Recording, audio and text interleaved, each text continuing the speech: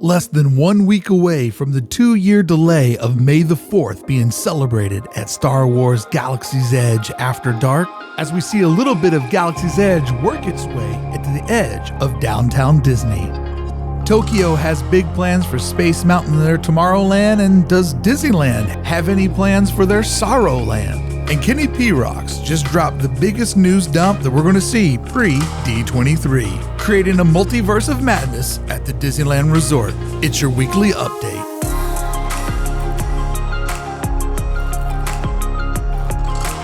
Greetings, fellow citizens of Disneyland. It is my favorite time of the week to take a walk around all paths of the Disneyland Resort, showing you everything that's new. But because it's a slow week and there was no news, I thought maybe this week we would count all the flowers inside of the Finding Nemo Lagoon.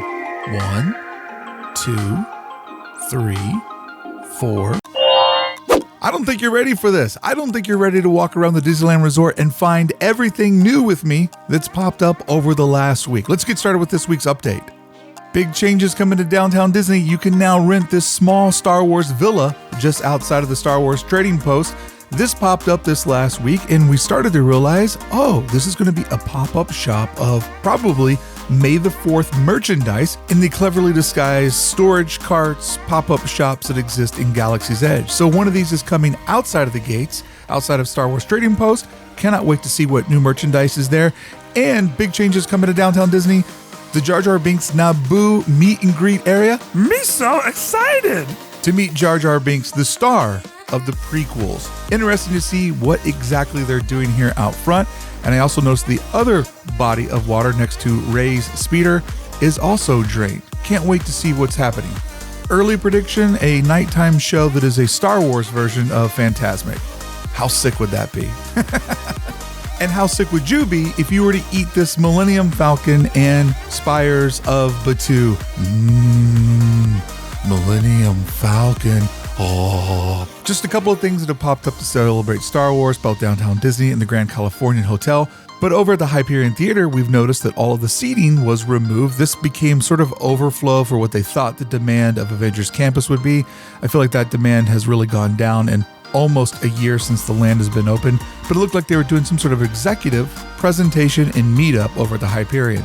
Take your photo here, they say. Well, let's step in these steps, and here we find this Alice's Wonderland bakery mural that popped up over the last week, and So Long Captain Marvel's airplane, as well as Fonzie's lunchbox, which always made me refer to this as Lunch Bay. These faces that you think are hand painted or hand chalked, they are actually digitally printed. I could look close and see that they were pixelated, but I was here just a week before when it was all being chalked outline out. You see this was actually hand painted. I'm pretty sure almost the whole thing was hand painted of those digital faces, but it's always fun to see the arts out at the park because the parks were inspired by the arts that made the movies and the cartoons and all the stories that we loved as kids. So shout out to Nate here for really doing an amazing thing out on the sidewalks and just putting that art and culture into the park that I love so much, especially back here in probably the worst part of the park. All right, how do you pre-sell $45 million in tickets to your movie? Well, you work just as hard as Doctor Strange, making sure that everybody has a good seat and everybody knows where to get their ticket. There is a new character coming to Adventures Campus, American Chavez from the upcoming Doctor Strange in the Multiverse of Madness. The character is a young American Latino female, and it'll be so awesome to see that representation in the park because that makes up a large demographic of who actually goes to the park. Fun for people to see themselves represented. These benches mean that it's just a moment before the Royal Theater is back to having the daytime performances. And people really focus on the fact that the characters are back to doing meet and greets, but really entertainment is just back all across the board at the resort. You see entertainment nearly in every land, not only creating the kinetic energy that is Disneyland, but creating the culture that is Disneyland. And it just makes it feel magical and special to stumble upon a performance like this. And you can see the Silly Symphony Swings is still only available for trash bags, so good news if you're a trash bag. What? Oh, those are people. Those are real people. It's back open to people. And coming up later, we'll be talking all about the news at the Paradise Pier Hotel. And in cash grab news, Disneyland After Dark Scrad Night Reunion 2022, I think it might be a new low for what they're willing to do for an After Dark party. I just don't see the offerings matching up with any sort of value here. Honest take. In good value for your money news, they've already announced that Oogie Boogie's Bash will be returning to DCA this fall. I highly recommend going to the event. It is possibly the best value you'll get to go into DCA. So if you could only go to DCA one time in 2022, I would recommend making it one of the Oogie Boogie Bash nights. And as part of celebrating halfway to Halloween, whatever that is, they've shown Mickey and Minnie's new Halloween outfits. Minnie looking as good as always, and Mickey, I love that he's wearing a personal pumpkin bathroom. Halfway to Halloween is the dumbest thing ever. We only have 2 items, a corn dog from Blue Ribbon Corn Dogs and a churro from California Churro. Why make it an announcement if you only have 2 food items from 2 carts at the edge of downtown Disney? Hey, Sidewalk Gang, the sidewalks are back open. I dare you to walk through it. Look at this maze. A villain's grove of strollers, if you will. Friends, that's everything new that I spotted this week out at the Disneyland Resort. Hey friends, did you know every week over on our community tab, we ask you, what do you want me to do the deep dive on this week's update? And you all chose information on the upcoming Star Wars May the 4th parties, which will be taking place this Tuesday, May the 3rd, and this Wednesday, May the 4th, where we're assuming most of the activity will take place in Tomorrowland and of course inside of Star Wars Galaxy's Edge.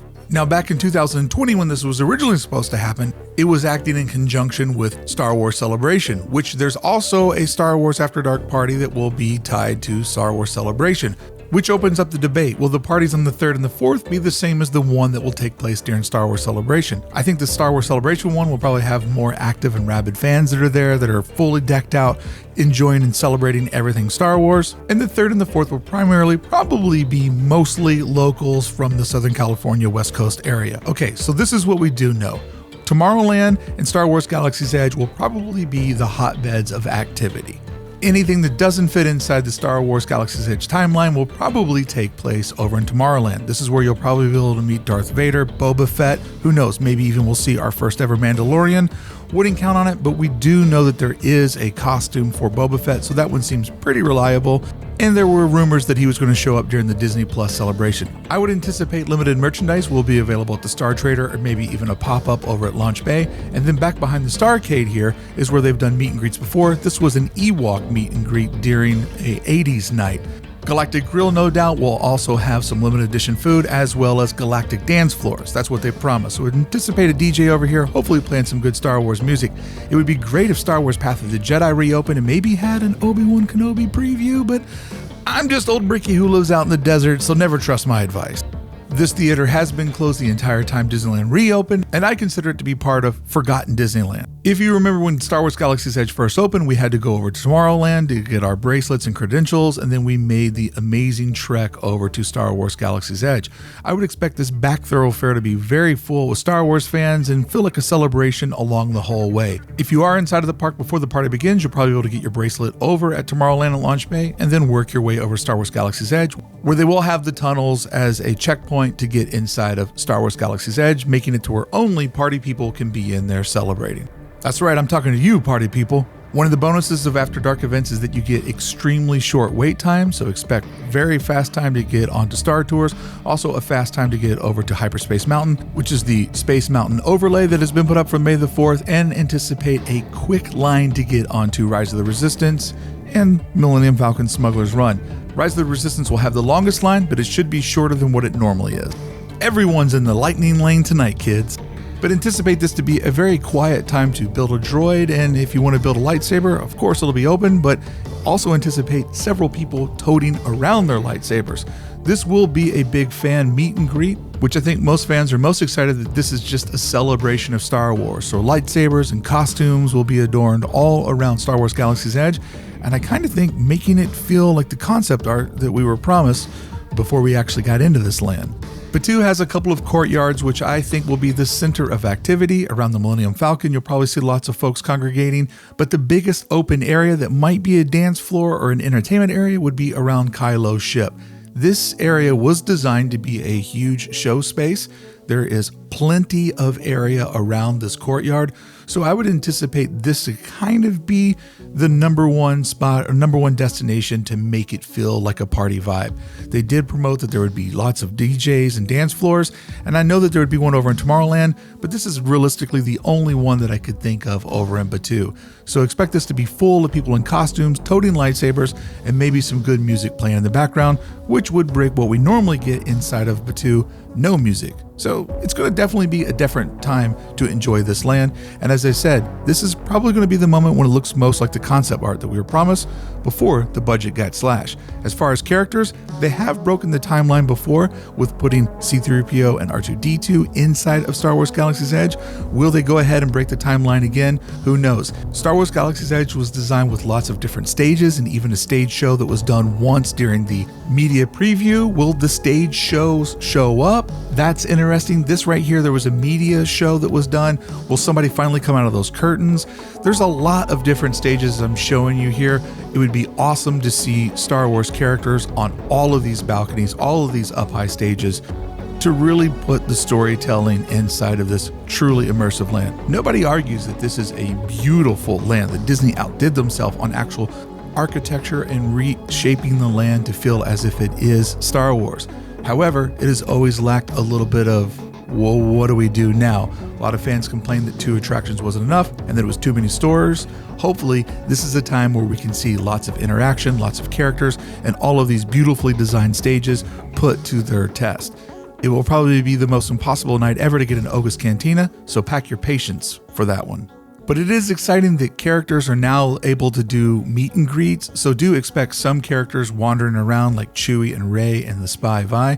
Did you know that this dad is the one that's controlling R2-D2 with his hands in his pockets that have a jacket laid over it? Like, he is controlling R2-D2, and you never realize it because it just looks like somebody's dad who's just hanging out behind R2, and there he goes. Keeping an eye on the droid that he's wrangling.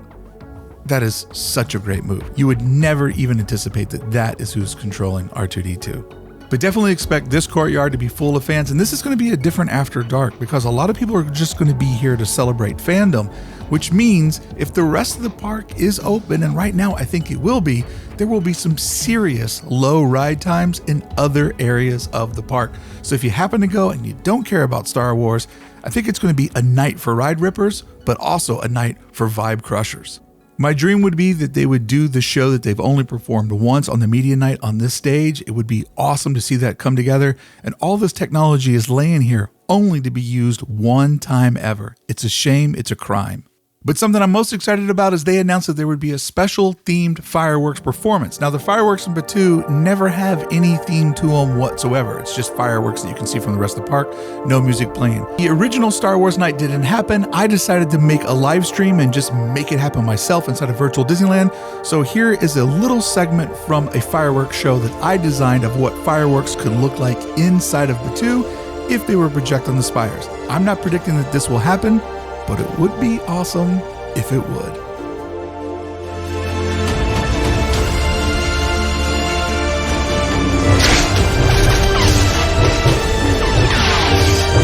Dark force, so powerful,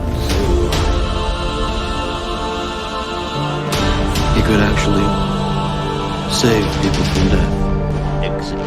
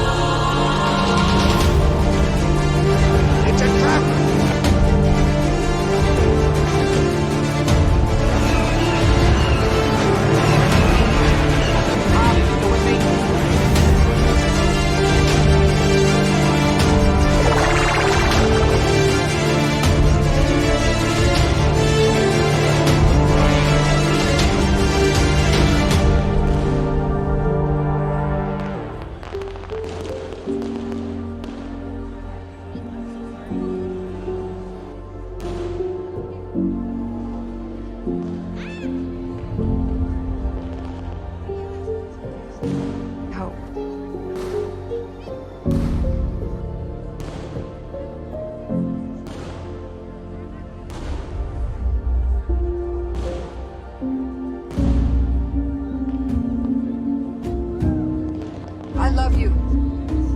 No.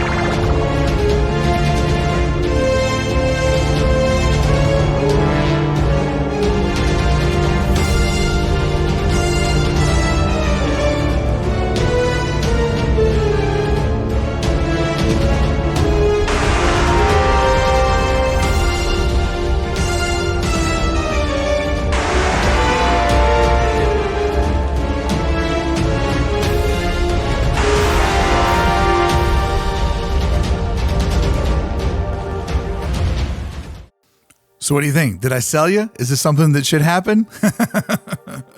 I've linked this video below if you want to see the entire fireworks performance that I designed for our live stream back when the original one was canceled. I had to keep the magic alive. And that's your weekly Disneyland update deep dive as voted by you. All right, friends, our friends over at the Oriental Land Company, which is the company that owns and manages Disneyland Tokyo and licenses the Disney IP as well as gives them royalties for using all of their intellectual property inside of the park, they have announced that they are redoing their Space Mountain, closing the attraction down in 2024 with an expected completion of 2027. So this is a very much looking into the future type of project, and after the last 3 years, we all know that you can't really expect what's going to happen in the next 5 years.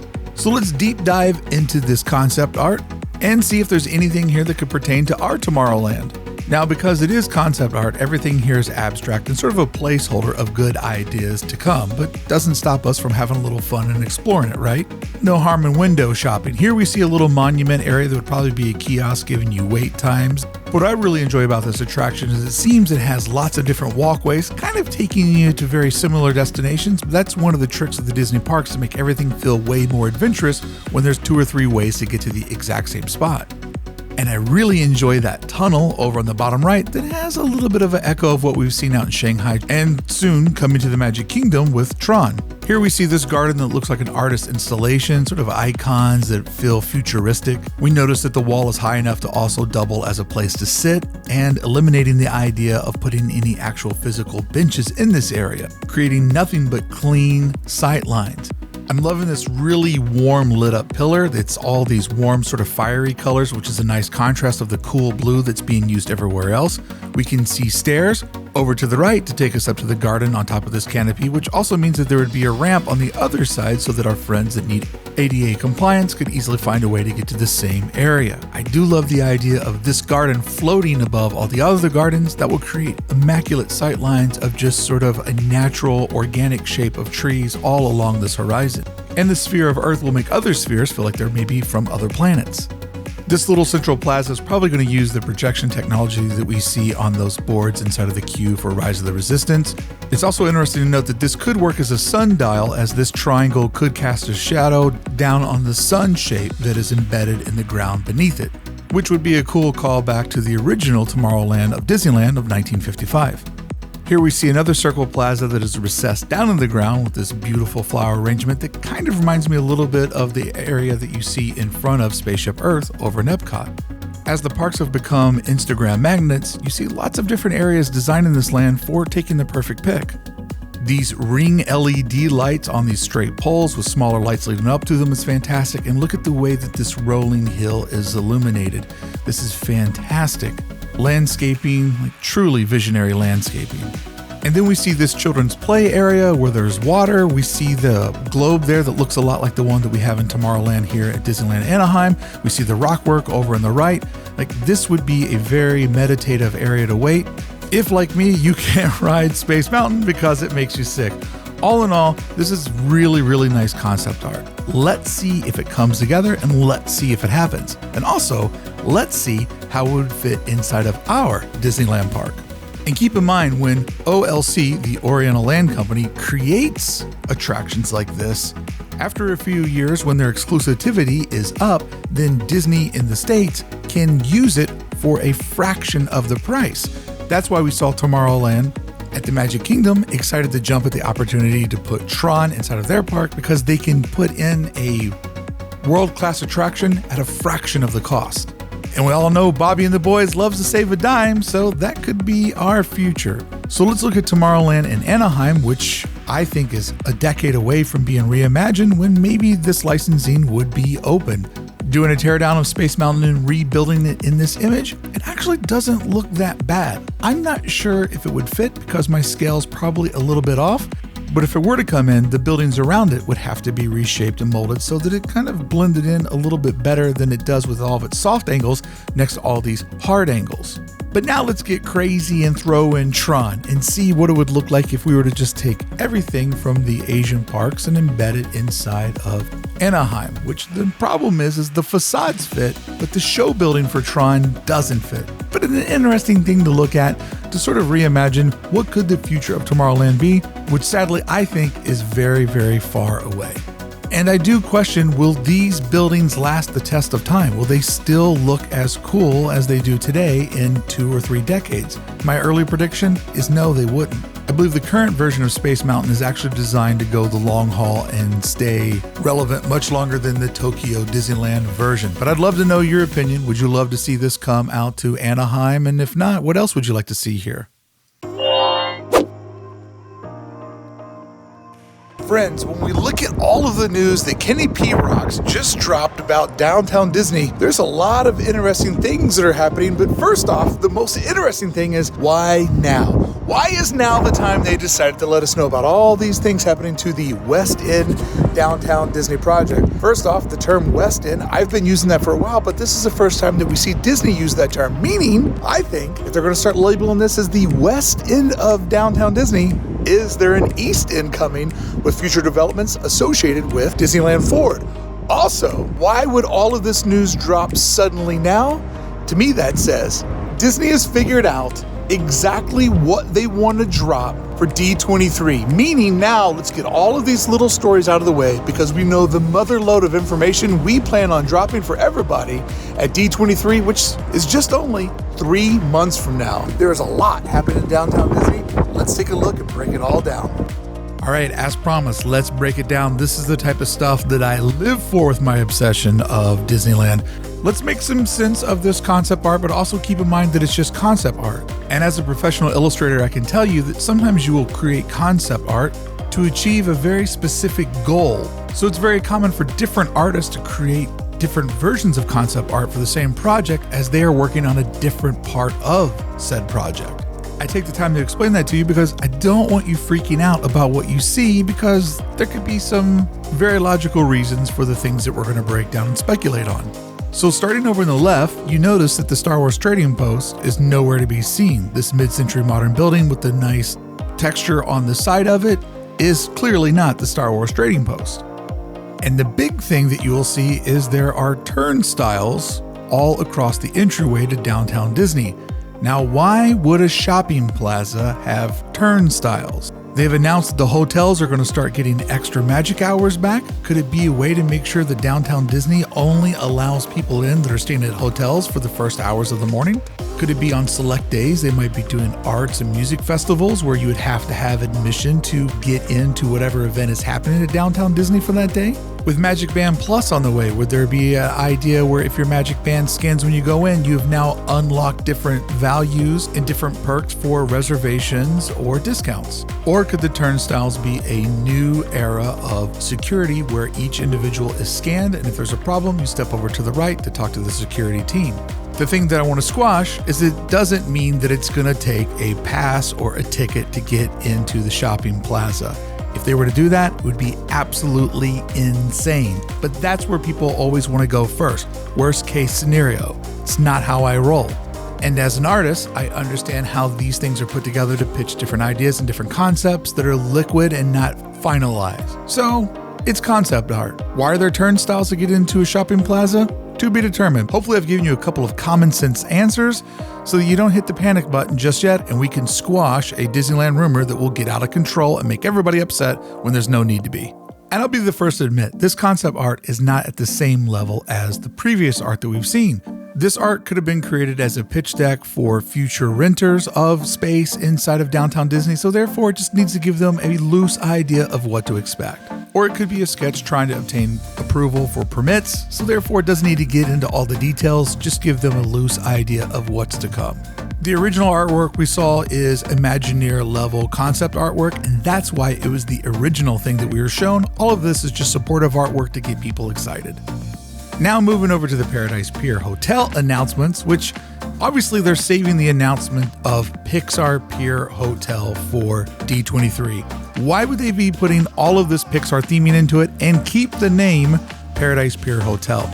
But I like this direction. They're trying to make it feel more mid-century modern. You can see that there's lots of different Pixar balls and flourishes of both Pixar and modernism. I love this canopy that you would pull in underneath to get in. It feels very much like you're checking in a hotel in Palm Springs. I also like the display board over on the left-hand side using that geometric cut-up of shapes. I'm most thankful that the ugly trim on the top is being removed and it's going to be bright white with a slate gray and a charcoal gray for its accents. It is, however, missing some of the Pixar colors to make it all feel like it flows together. It'll be interesting to see how it looks towering into the park, and when they finally announce it, what kind of a Pixar sign are we getting on top of this thing so that it all ties in better together. I'm telling you right now, there are pieces of this puzzle that are missing. They are holding those pieces back for a big reveal for D23 or another day, but be ready for those pieces to come into our attention. But this is a long overdue project, probably something that was planned way before the pandemic, but just kind of had to wait its turn in the money coming back online. Inside of the atrium of this hotel, they'll be putting in some Pixar flourishes. Once again, only supporting the narrative. There is no Paradise Pier anymore. Why is that name still there? You can see that the Surfside Lounge looks pretty dated. And out front, it could just use a little flair to get people in. And there's the Pixar area just to kind of celebrate that there's a change coming. I would like to see some of... Spencer? What? Always good to see my buds when I'm out working. I'll tell you this, if you're a fan of DCA 1.0, you should definitely go check out the hotel because there are still some remnants that are going to be going away quickly. One of the things that they're adding to the hotel is this shot that I just did. That's going to show you how you go from the Pixar Pier Hotel into the actual Pixar Pier. Going on this snake path that takes you on the back side of the Grand Californian Hotel and then dumping you out here next to Seaside Souvenirs. So the wall behind me will be where you can come in from the soon-to-be-announced Pixar Pier Hotel. But my thought is this, as we get further and further into Disneyland Forward, will there be other ways to get into DCA, such as a Skyway Bridge, like we already have getting into downtown Disney, that could closer connect the hotel, or an area where we would go under Disneyland Drive to go into more theme park. So slowly, California Adventure becoming more connected to downtown Disney, and I think it's about time. Just make it all feel more like one big resort so you can easily explore from area to area. But coming soon, you'll be seeing guests cruising in here that are staying over at the now Paradise Pier Hotel, soon to be Pixar Pier Hotel. And my next fire to put out is Ralph Brennan's Jazz Kitchen redesign that a lot of people are very unhappy with. Let me explain to you why this looks the way that it does. Because if it continued to look like this, it would be a complete and total utter eyesore. This vibe will not match anymore with everything else around it. And you just don't want to have one building that's an oddball because it kind of breaks apart the entire theme. So therefore, it needs to be upkept. So Ralph Brennan's Jazz Kitchen and this area of downtown Disney will act sort of as a bridge where the mid-century modern will touch with the Art Deco of Wonderground Gallery next door. But if we look across the way, obviously Tortilla Joe's is getting removed because it's another oddity that doesn't fit in. But if we look at Splitsville and also its neighbor of Black Tap, it shows the mid-century modern and the Art Deco living in unison. So they're going to want to do this exact same thing with the Jazz Kitchen next door to the Wonderground Gallery. This building is absolutely gone. Another missing piece of the puzzle that they'll show us later, but the Jazz Kitchen needs to get redesigned so that it can create that area where the mid-century modern slowly blends in with the Art Deco stuff that will still remain from 1.0. So that's why the Jazz Kitchen's got to go. But Earl of Sandwich is coming back. Many of you are excited about this. I went to the Earl of Sandwich in my neighborhood to show you what a walk-up Earl of Sandwich looks like. They announced that one of these could be coming later on this year, and it would just give you an idea of, in downtown Disney, a quick walk-up, affordable, grab-and-go place is desperately what Disneyland needs. But with the announcements of the new restaurants coming in, with the announcements of taking the budget hotel and making it an upgrade hotel, Disney is definitely banking on making downtown Disney catering to a more affluent customer. Don't forget, a hotel guest is the guest that spends the most amount of money at the park, and they're betting big on making downtown Disney more like South Coast Plaza to cater to the affluent California customer and the out-of-towner that's looking to spend. And while they're very proud about adding diversity into downtown Disney by bringing in Chinese food and upscale Mexican cuisine, are they worried about diversifying the economy of downtown Disney? They're always worried about getting different types of folks in there, but do they worry about catering to different folks at different economic values? Seems like they don't. Seems like here lately Disney's really been betting on the big spends and trying to convert everything over to the most expensive version of the experience that one could dream up. Which makes me sad when we think of inclusion, we don't also consider including those that are living their life on a budget. As many Americans are living paycheck to paycheck, if you were wealthy before the pandemic, you only got wealthier. But if you're struggling before the pandemic, you're only struggling more. And that seems to be forgotten. So it'll be interesting to see, does the transformation of downtown Disney also mean the transformation of the customers that can actually afford to come out to the resort, when the quote-unquote free part of the Disneyland resort is looking like it's going to become quite expensive and out of reach for the people that actually work at the park. Well, I'm glad you brought that up, no, Ricky, hey, cat because all guy. my friends are so envious of my new sunglasses. I gotta go, cat know guy. what it's like to be on one of the wealthier okay, parts. I'll see you Where next you time, going, bud. Ricky? You didn't even show us construction of the project tracker. What about them sidewalks?